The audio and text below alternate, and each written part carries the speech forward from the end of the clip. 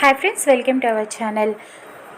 బాగి, అమర్ అందరూ పిల్లల్ని తీసుకొని అనాథాశ్రమానికి వెళ్తారు. అక్కడ ఉన్న పిల్లలందరికీ కూడా అమ్ము, అంజు, ఆనంద్, ఆకాష్ అందరూ కలిసి స్వీట్స్, బుక్స్ అన్నీ కూడా డొనేట్ చేస్తూ ఉంటారు. చాలా హ్యాపీగా ఫీల్ అవుతూ ఉంటారు పిల్లలు అలా వాళ్ళకి ఇవ్వడంతో.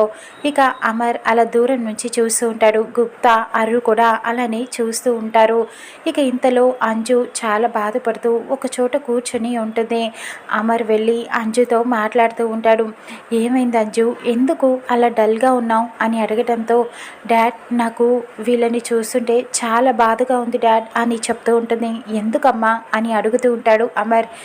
ఏమో డాడ్, నాకు అమ్మ లేకపోతేనే ఇంత బాధగా ఉంది, కానీ వీళ్ళకి అమ్మ నాన్న ఇద్దరూ లేరు కదా, పాపం వీళ్ళు ఇంకెంత బాధపడుతున్నారు కదా అని అడగటంతో అమర్ చాలా బాధపడుతూ ఉంటాడు. మిస్ అమ్మ కూడా అలా చూస్తూ ఉండిపోతుంది అంజు మాటలకి.